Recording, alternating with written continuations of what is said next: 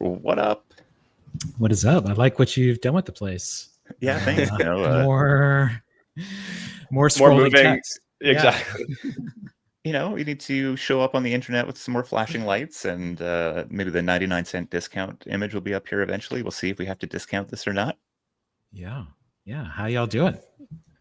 Great. I mean, this is fun because Yancey, you came through one of our earlier cohorts. You've been building MetaLabel for the last number of years. We are also investors in MetaLabel. You have a whole host of amazing things, but I feel like you've really stepped back into your writing game recently, and ultimately had a TED Talk that I think was very well received, exploring this idea of artist corporations. You are somebody that I really enjoy speaking with, and it's been way too long, my friend, because I think you really did come into crypto with an earnest mind for exploration, and I think also for your own taste and clarity of vision. And I think it was really interesting to be alongside you in that exploration that ultimately led to MetaLabel stepping away from the deep crypto stuff, but really trying to bring a lot of those same intentions, and at least from the last cycle, maybe not from the most recent one, but those intentions of creating new business models, new wealth, essentially for creatives, which I think is like the through line of your maybe of your career ultimately. But I do want to focus this in on artist corporations, because I think that is a fascinating idea, and it's obviously the one that is sort of bubbling up to the top right now. So why artist corporations? Maybe give us the TLDR, and what is it trying to solve for creatives? Yeah, well, we go way back, and I mean, just the origin points are. I wrote the Dark Forest theory of the internet before, which is really just seeing that the power of the web is in small groups of people doing things together, and we do that not initially for reasons of personal safety, but now we discover it's like we have power, and we can be in conspiracies and chats and launch them on main and like operate in a new way. And I think that will come to define 21st century organizational structure in many ways. And I came at that thinking about, as a creative person, wanting to be in an environment like that. I since have been. And initially that led me to just look at all the crypto rails as like, oh shit, this is like the kit is here, the split, the shared money, the internet-based logic, like that is exactly what I need to power this thing. And that is still what drives like the MetaLabel product and all of that. We ended up switching to a different set of rails, and ultimately just feel like that there are two visions that are bigger than any technical architecture, and there are two visions that we're all a part of. One is that money, power, energy just continuing to flow through the internet and continuing to become more mature and more professional in what we're able to do together. And the other thing is that if you look at the biggest forces of the 21st century, we're now 25 years into the 21st century. So like the progress bar is 25% full. The most dominant forces of the 21st century so far, I think, are the internet, will be, phones, likely AI, and then possibly, I think, creativity. Creativity, which is actually a new thing on the scene. Like art is obviously old. We think of creativity as a very old ideal. These are like recent things. Like the 1960s is when creativity entered the dictionary. Like the idea of being a creator is less than 20 years old. Like these are new things. And so if I look at like, how is the world changing? It is that we are becoming like self-expressing, culturally aware, culture producers, culture consumers 24/7. And that is like a defining part of life for many, many people. And that is happening with everybody just like kind of doing their grind and operating in solo mode. And we're just kind of like making this world haphazardly as we go. And that was like the wall I fell into before I was hitting before MetaLabel of like, how come I'm just me? I'm like doing what I want, but I don't feel satisfied. Like, what's that about? And ultimately thought, oh, this next step for creative people in this new universe is that we need to be able to do things together. And right now it's just not clear how to do that. So we need basic things to help us do that. So that's like the meta label software are tools to do that. But the success of one of my groups, the Dark Forest Collective, we put out a book. I'm looking right now on my dashboard. We've paid out $75,000 in splits to different authors automatically through this thing.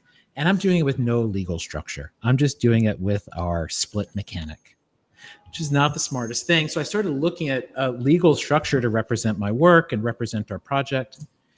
And it put me on this strange quest that began about a year ago to see that there was a gap for creative people, for an easy way to both start a business as well as to allow that business to keep growing and to become bigger and bigger, and to have things like equity and shares, and to be thought of the way other types of companies are, other types of corporations are. And so MetaLabel and some other partners, we announced this project last week to try to pass a law and to invent a new corporate structure called an A Corp, an artist corporation, that is a for-profit entity that's really like in between a C Corp, an LLC, and a nonprofit. It's meant to make it easy to bring in money. It's meant to make a very internet native way of setting it up. Like, what is this for? How are your members? Choose the drop down, just like very basic. And it lets you turn your project into equity that you can distribute to other collaborators, that you could potentially sell to investors, and just that you can build over time. Where right now, creative people just have income streams, but there isn't wealth, there isn't anything, there isn't a bigger ceiling. And this is meant to lift the ceiling. So I think in many ways, the through line that brought us together of like a radically optimistic way of thinking about the world and way of unlocking value, and there's more value than we realize. And I think we've come to see that I think the actual physical, real world legal space, I think you can define a structure that can create new opportunity and hopefully bring in a lot of money too. Yeah, Yancey, I'm curious when you think about, let's say this launches, it works. When you think about kind of the most profound impact it's going to have, I imagine it's less about, the back office stuff and more kind of this like kind of psychological change that being a part of a thing that now actually has a name and a legal structure. And instead of, us coming together and making a book and moving on, we now actually have a thing that we're like collectively building together and probably now have a vision for and ambitions for. Like, is that kind of how you're thinking about this? Yes. Like when we've done a big survey of artists and how they currently structure their businesses, and like everybody feels they're doing it wrong because they're like a rounding error on a weird system. And they're like, am I doing it? Does this make sense to me? I think the two words together, artist corporation, are very powerful because it says there is value created in artistic and creative work. Rather than artists showing up as an individual 1099 NPC that like can get pushed around, now they're showing up as a legal entity that maybe has a board of directors, maybe that can like feel more legitimate. But like the deepest drive is to say there's a category of work that is currently not valued, that is not properly captured, and that doesn't exist in our legal structure or economic system in any real way. And yet it is, we all agree, incredibly important. Tons of money is going into it, and it's happening in a way that isn't really clear what's actually going on. And so if we actually believe that a space like this is the future, let's do it right. Let's invent a safe investment document for a creator. Let's create some standardization and structures. Let's define what it means to be a shareholder of a project. Let's create internet native dividends. Like let's actually try to make that system. And so it's laying that foundation, and it's hopefully incentivizing other people to like come build in this over time. Do you expect, like, I think you've done a good job articulating, actually taste has come through a few conversations today, and maybe I'll say creativity is one of the components of that. And I guess I'm trying to, like, do you think net new types of things are going to emerge from it? Is an artist corporation meaningfully different than Mr. Beast and his corporation? And do you think there are any examples of people who've done it, like, the best way to know that you're building on a right problem, somebody's jumped through, hoops of fire to go end up in this thing. And now are there existing examples that you think would be far best suited for this path? Yeah, I think that there's So number one, my belief is that when an A Corp is law, we're trying to get the first law passed next year, that like net new entities would say default into an A, because it's like gets you similar things as you do in an LLC or an S Corp, but it's more suited to what you need. I think what it would open up for someone like Mr. Beast, it would have been able to, he could have, I don't know what he initially started as. I'm sure he eventually converted to a C Corp to take a certain amount of capital. Conceivably, he could have stayed an A probably up until a certain point. Maybe after selling a certain amount of money, he wouldn't have. That could have made things simpler for him theoretically. I think a superstar, I think there's a greater opportunity to argue for a different type of valuation over time, because a lot of the A concept is about, it holds like the intellectual property, the work of the artist, like that. Eventually, we want that to be a part of the valuation. So I think that could look a little bit different. Where I think it makes a difference is right now, most people, even if they make money creatively, they don't have any sort of legal structure at all because they feel alienated. You know, this could be $50 a year and gets you some very basic things that are helpful to you. There's also an issue that creators have now with signing some of these 360 investor deals that happen, where it's not clear whether someone is investing in the person or the studio or the video series, and people get themselves into some weird situations. So like a best practice that I definitely look at is, I think in this universe, you probably have an A Corp for your studio. You might have an A that you spin up for different projects that have their own specific investment structures you want to finance differently. Like, I think you continue to keep a clean structure where you are trying to draw a line, like make sure each project is precisely defined, and your overall studio is like the owner of all those projects together, I think is sort of the best practice that will emerge. And so you have to create like, a software structure that makes that clear how to do that. I mean, I think like when I talk to big artists and managers for big artists, the challenge they express is that like, even if you are a giant artist who signs deals with Universal, you're a musician, every new deal you're signing with Universal is like a one-off agreement based on just the revenue they expect from your work. But like, if you got a lot more famous in between, or if you seem to grow value in some other way, it doesn't actually show up as equity. You're just like a bunch of revenue streams rather than like, I'm building cultural value over time. And yet, private equity, these people who are buying songwriting catalogs from musicians for $500 million, they are treating those things as equity. They are treating those things as capital that they're using to leverage to buy more things. But yet artists themselves are not able to do that with their own work, because it's just viewed as like it's something that gets you a paycheck sometime, rather than something that is of value and derives value on its own. And so it's like, is the A Corp as a structure says, okay, as an artist, creative practice, you make things that are creative. Those things have some sort of value structure that's defined in this. And then, over time, can those things accrue like you see equity accruing? You know, does that give more financial leverage to a creative person who right now has none?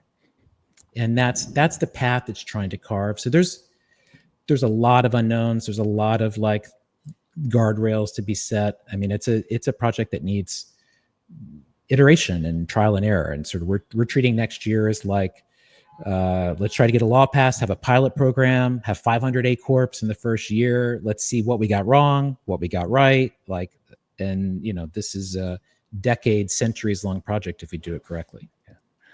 I love it. I mean, I feel like most people just assume that corporations have been here forever, and they're, there's just a long and very recent history of evolution there, including B Corps, including the creation of C Corps, LLCs, etc. And I mean, you can go right back to the root of some of the earliest corporations and the value that has unlocked for the societies that we live in today. And I think it's undeniable. And so this idea of bringing that down into more niche or nuanced use cases, and I think really, maybe set you down the wrong path with Mr. Beast, because you're right. He's got a lot of money. He's got a lot of equity value there. It's obvious at that point. But when you're 0 to 1, when things are most uncertain, when there isn't clear equity value there yet, and you have a clear path to at least putting down those foundations, I think that's absolutely transformational. Well, if you look at where does money come from like Silicon Valley, venture capital? Generally, the best money is coming from people who are already successful, who pay it forward and create generational wealth and generational rounds of companies and things like that. And the world I picture, a generation from now creatively is where the artists and creators who are already succeeding, who are now, this also becomes an instrument for them to invest in new people. And we begin to get those healthy cycles of capitalism that, that are the greatest benefit of this, but which right now just haven't touched this creative ecosystem in a real way. And so it's a very long-term, but like deep project to try to establish that. And I think like the currents of crypto, the currents of AI, all these currents, I think absolutely are in parallel, absolutely intersect in ways that make sense, like are ultimately about increased need for agency and like flexible power, in this new world we find ourselves in. Awesome, man. Well, let's leave it there. Obviously, a lot more we could dive into. If people want to learn more about artist corporations, I would just say search Yancey plus artist corporations and TED, and you'll get a lovely 20-minute deep dive into it. But if people are interested and want to explore this, I assume there are many in our audience. Is there a place they can sign up or join you on your journey? Yeah, artistcorporations.com. Yeah, there's a great survey. Yeah, it's just nailing it. There's the world's biggest A at the bottom of the page. Make sure you don't miss it. Yancey, thanks for hopping on with us. Come back to the West Coast. All right. Thank you, gentlemen.